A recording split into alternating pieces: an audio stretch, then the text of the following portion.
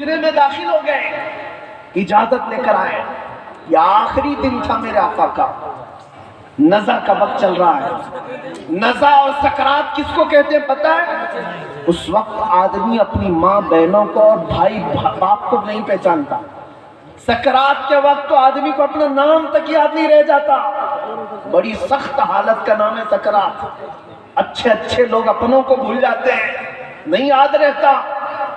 نبی مکرم شہنشاہ عالم مصطفیٰ جان رحمت صلی اللہ علیہ وسلم کا آخری وقت ہے. ملک الموت آئے اجازت لے کر روح قبض کرنے کے لیے. تب جانتے ہیں میرے نبی نے سب سے پہلے سوال کیا کیا اسرائیل سے؟ اے ملک الموت، یہ نزع اور یہ سکرات کی جو تکلیف ہے بہت سخت ہے، ذرا یہ بتاؤ کیا یہ تکلیف میری امت کو بھی دی جائے گی؟ اللہ، یہ تکلیف کیا میری امت کو بھی آئے گی؟ کون ہے جو ہمارے سکرات کی تکلیف کو بھی اپنے نزع کے وقت یاد کر رہا ہو؟ اپنے نزع کے وقت. اسی کو اعلیٰ حضرت نے فرمایا تھا، جو نہ بھولا ہم غریبوں کو رضا، یاد اس کی اپنی عادت کیجئے. ہم غریبوں کے آقا پہ بے حد درود، ہم فقیروں کی ثروت پہ لاکھوں سلام. اے سنی نوجوانوں، سب سے زیادہ ہماری فکر کرنے والے وہ نبی پاک کی ذات ہے. جب نبی پاک صلی اللہ علیہ وسلم سجدے میں گر کر بے تحاشا روتے رہے، کس کے لیے روتے رہے؟ امت کے لیے. رب حب لی امتی، رب اغفر لی امتی. طائف میں پتھر کھا کر کے بھی دعا کرتے رہے، مولا میری امت مجھے نہیں پہچانتی، انہیں معاف کر دے. وہ نبی پاک جو معراج کے سفر میں جا کر کے بھی اللہ کریم کی بارگاہ میں سب سے زیادہ قرب کی منزل، اس سے زیادہ قرب کی منزل پوری دنیا میں کسی کو دی گئی نہیں اور نہ ہی دی جائے گی. اس وقت بھی میرا رسول اپنے رب سے کوئی چیز پوچھ رہا ہے تو یہ ہے کہ اے مولا میری امت کی بخشش میرے حوالے کر دے. کون ہے جو ہماری فکر کرے گا؟ جانتے ہیں ایک صحابی نے حضور سے پوچھا، یا رسول اللہ قیامت کے دن آپ کو کہاں ڈھونڈوں، کہاں ڈھونڈوں؟ جانتے ہیں حضور کیا فرماتے ہیں؟ دیکھنا حوض کوثر پر ملوں گا.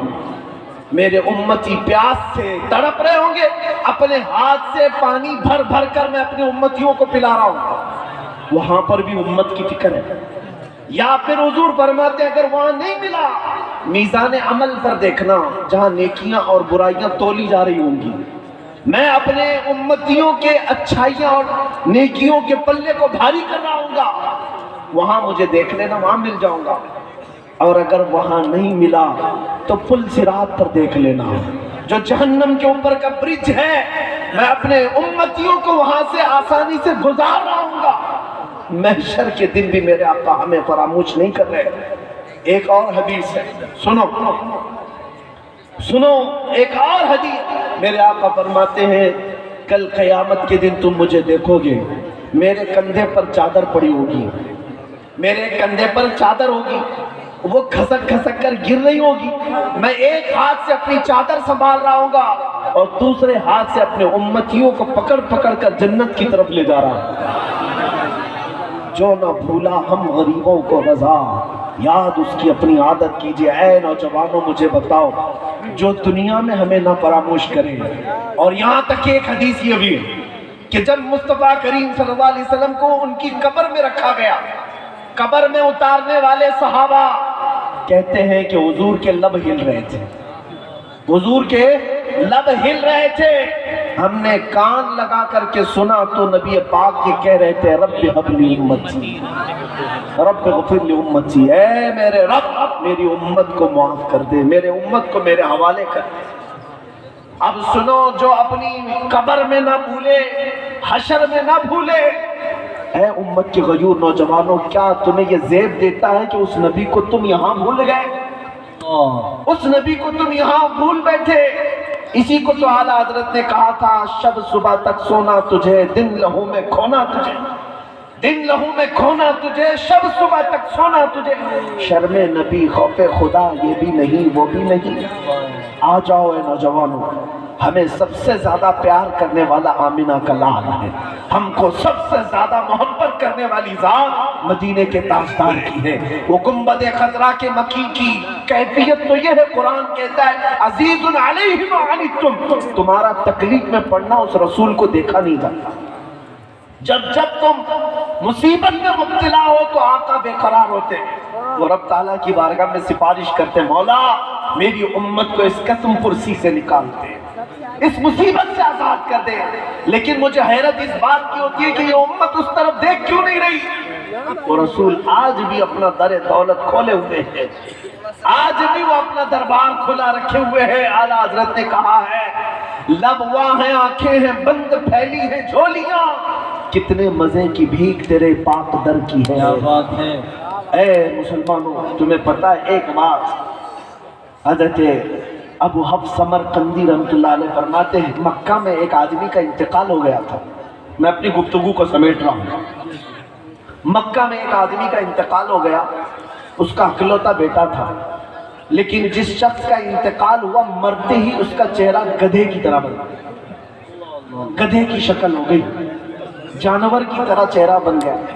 کسی کے گھر میں کوئی باپ مرا ہو اور چہرہ جانور کی طرح ہو جائے، کیا وہ دکھا سکے گا دوسروں کو میت؟ بیٹے نے جلدی سے دروازہ بند کر دیا، رونے لگ گیا کہ کیا ہو گیا میرے باپ کے ساتھ، کیا ہو گیا؟ گھر والوں کو معلوم تھا، باہر کسی کو نہیں معلوم۔ روتے بیٹا اب کیا کریں؟ بیٹے نے یہ سوچا کہ گھر میں یہ گڑھا کھودوں گا اور یہیں پر باپ کو دفن کر دوں گا، بتاؤں گا نہیں، کیونکہ عزت کا سوال ہے، کوئی دیکھے گا اس کا باپ جانور کی طرح ہو گیا، مرنے کے وقت کیا کہے گی دنیا۔ روتے ہوئے اپنے گھر میں بیٹھا تھا، اچانک اس کے گھر کا دروازہ کھلا اور ایک بزرگ گھر کے اندر داخل، ان کے چہرے پر چادر پڑی تھی۔ اس نے دیکھا ہی سارے دروازے بند تھے، اچانک دروازے سے ایک بزرگ آئے، سیدھے اس میت کی طرف گئے، چادر ہٹایا، میت کے چہرے کے اوپر سے ہاتھ رکھا، دعا کی، پھر چادر ڈال دی۔ یہ نوجوان جو بیٹا بیٹھا ہوا تھا یہ دیکھ رہا تھا اس بزرگ کو آتے ہوئے اور پھر یہ کرتے ہوئے، پھر وہ بزرگ اس کے پاس آئے، کہا پوچھا کیا بات ہے، کیوں رو رہا ہے؟ یہ چہرہ اٹھائے بغیر کہتا میں جانتا نہیں آپ کون ہیں، کیسے آ گئے، لیکن آپ نے دیکھ ہی لیا ہے، اب میرے باپ کے چہرے کو تو دیکھو، میرا باپ مرا ہے، چہرہ جانور کی طرح ہو گیا، اس بات کے غم میں رو رہا ہوں۔ آئے ہوئے بزرگ نے کہا اٹھ جا، دیکھ تیرے باپ کا چہرہ سلامت ہے۔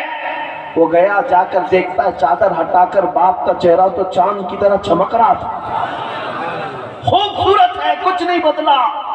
خوشی کے مارے رونے لگ گیا، اور یہ بزرگ گھر سے نکل ہی رہے تھے، دروازے تک پہنچے تھے، دوڑتا ہوا آیا اور اس بزرگ کا دامن پکڑ لیا، پوچھا آپ کون ہیں؟ اللہ کے فرشتے، آپ کیسے میرے گھر پر آئے، یہ کیسی رحمت؟ آئے ہوئے نورانی بزرگ نے پلٹ کر کہا انا محمد رسول اللہ، میں محمد اللہ کا رسول ہوں۔ بات یہ تھی، سن، تیرا باپ ایک گناہ میں مبتلا تھا جس کی وجہ سے اللہ کا غضب نازل ہوا، ایک برائی تھی وہ میں تجھے نہیں بتاؤں گا، میں چھپا دوں گا، لیکن جس کی وجہ سے اللہ کا غضب اس پر نازل ہوا۔ لیکن اے شخص، اے لڑکے، تیرے باپ کی ایک اچھائی یہ تھی، توجہ، اچھائی کیا ہے؟ ہماری موت کے وقت بھی چہرے چمکا سکتی ہے، توجہ، موت کے وقت بھی چہرے چمکا سکتی ہے۔ نبی رحمت صلی اللہ علیہ وسلم نے فرمایا تیرے باپ کی ایک خطا تھی جس سے مولا ناراض تھا، لیکن ایک اچھائی یہ تھی کہ تیرا باپ اس وقت تک بستر پر سوتا نہیں تھا جب تک 100 بار مجھ پر درود نہیں پڑتا۔ اللہ، نعرہ تکبیر، نعرہ رسالت، عظمت مصطفیٰ۔ اس کا درود جو فرشتے مجھ تک پہنچاتے تھے وہ آئے، انہوں نے کہا یا رسول اللہ غضب ہو گیا وہ بندہ جو آپ پر 100 بار درود پڑھتا تھا روزانہ، اس کا چہرہ اللہ نے غضب سے بدل دیا۔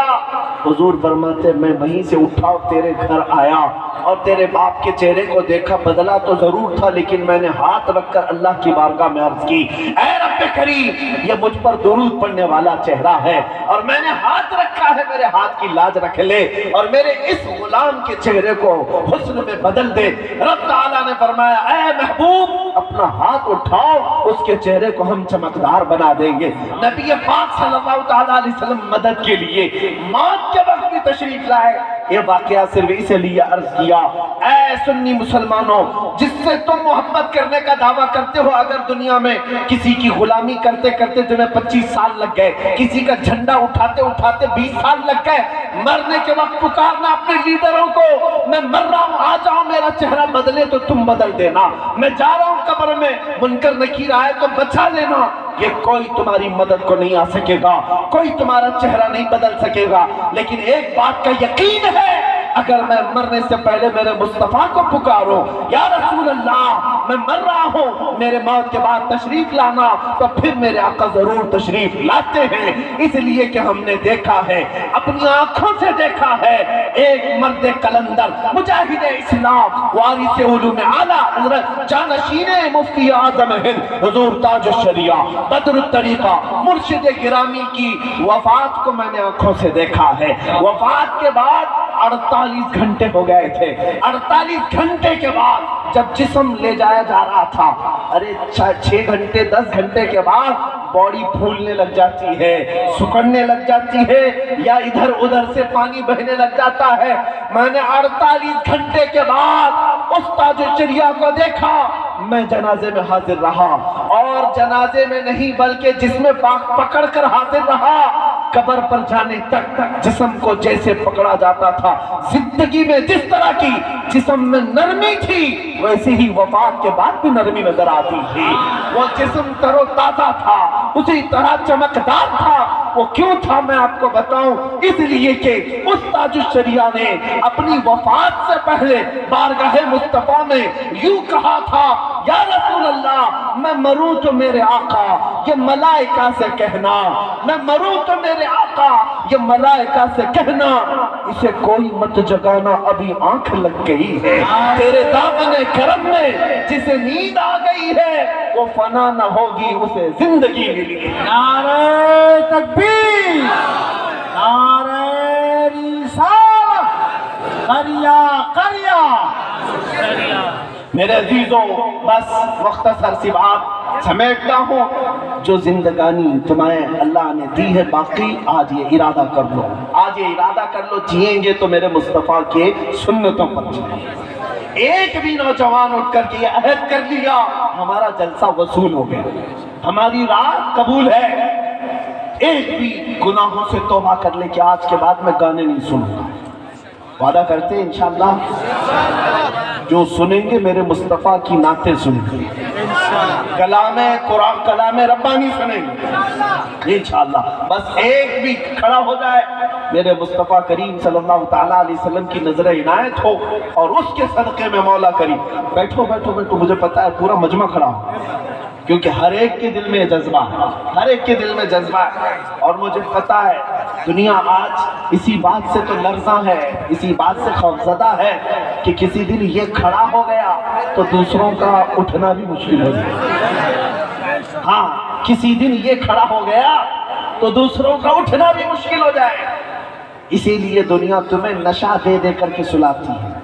بہت زیادہ تمہارے محلوں میں نشہ اسی لیے دیا جاتا ہے کہ یہ جتنا نشہ کر کے سوتے رہیں ہم جاگتے رہیں، جس دن یہ نشہ چھوڑ دے گا ہماری نیندیں حرام کر دے گا، ہمارا سکون غارت ہو جائے گا۔ عزیزان گرامی وقار، آج پھر دنیا کو یہ بتانے کا وقت ہے، قوت عشق سے ہر پست کو بالا کر دو، قوت عشق سے ہر پست کو بالا کر دو، دہر میں نام محمد سے اجالا کر دو۔ آج کے پورے اس مجمع کو میں اختتام پر لاتے ہوئے بارگاہ مصطفیٰ میں اب یہ عہد کرتا ہوں، سب میرے ساتھ حضور کی بارگاہ میں عہد کرتے ہیں انشاءاللہ۔ نبی رحمت صلی اللہ علیہ وسلم کو حاضر و ناظر مانتے ہیں، انہیں مالک و مختار مانتے ہیں، ہم سب کا آقا و مولا مانتے ہیں، ہم سب کی جانوں کا مالک مانتے ہیں۔ آؤ اس نبی رحمت کو گواہ بنا کر اب عرض کرتے ہیں، یا رسول اللہ ہم نے دنیا کی رنگینیاں بہت دیکھی، عیاشیاں بہت کی، لیکن اب جئیں گے تو اس وعدے کے ساتھ کہ دوسروں کی غیروں کی نٹو کھیروں کی بات نہیں کریں گے۔ یا رسول اللہ اب بات کریں گے تو یہ کہیں گے، دہن میں زبان تمہارے لیے، بدن میں ہے جان تمہارے لیے، ہم آئے یہاں تمہارے لیے، اٹھے بھی وہاں تمہارے لیے۔ सबा वो चले कि बाग फले, वो फूल खिले के दिन हो भले, लिवा के तले सना में खुले रजा की जुबान तुम्हारे लिए। लिवा के तले, लिवा के तले, लिवा के तले सना में खुले या रसूल अल्लाह, हम सब की जुबान तुम्हारे लिए, हम सब की जुबान तुम्हारे लिए, हम सब की जुबान तुम्हारे लिए। लब्बैक या रसूल अल्लाह, लब्बैक या रसूल अल्लाह, लब्बैक या रसूल अल्लाह। वाखिर दावाना अल्हम्दुलिल्लाहि रब्बिल आलमीन। लब्बैक लब्बैक या रसूल अल्लाह, लब्बैक लब्बैक लब्बैक। देख लिया भाई साहब, देख लिया। अदब भी चाहिए, अदब भी चाहिए। हजरत से अकीदत और मोहब्बत ठीक है, अदब भी चाहिए। निकलने का मुस्तफा जाने रहमत देना तो सलाम। यही पढ़ेंगे। हेलो, सलाम के लिए भाई, अदब के साथ। अदब सब रहिए। मुस्तफा जाने रहमत पिला को सलाम, मुस्तफा जाने रहमत पिला को सलाम, शम्ए फज़ में हिदायत पिला को सलाम, मुस्तफा जाने रहमत पिला को सलाम, शम्ए फज़ में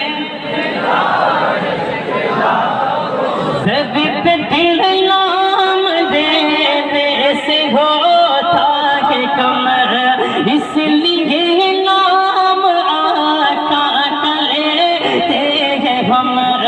जो मैं कर लिख रहा है रज़ा का कलम, शहद यादे हम ताजदारे हरम, शहद यादे हम ताजदारे हरम, जो बहादे शफाअत पिला को सलाम, मुस्तफा जाने रहमत पिला को सलाम, शम्ए बज़ में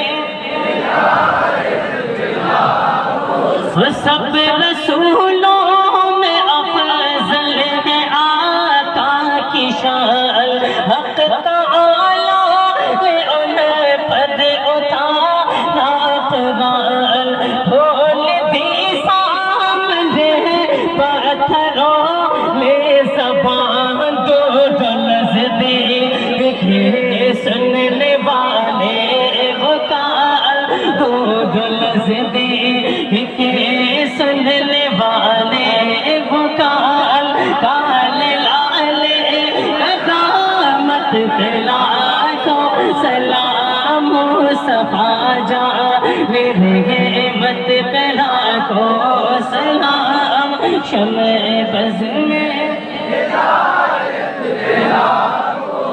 वो जिनकी माँ फातिमा और नाना रसूल, मदहबा मदहबा वो है आले रसूल, कितनी पाकीज़ा है उनके कदमों की धूल, कितने महके हुए हैं मदीने के फूल, कितने महके हुए हैं मदीने के फूल, कभी बला तेरे किस्मत पिला को सलाम, मुस्तफा जाने रहमत पिला को सलाम, शम्ए बज़ में वो फज़ल रब्बी से मुझे दो को ज़िंदा किया, एक अजूबा ज़माने को दिखला दिया। आज भी लोग कहते हैं सदमत खबा गौसे आज़म इमाम मुत्तक़ा नुक़ा, गौसे आज़म इमाम मुत्तक़ा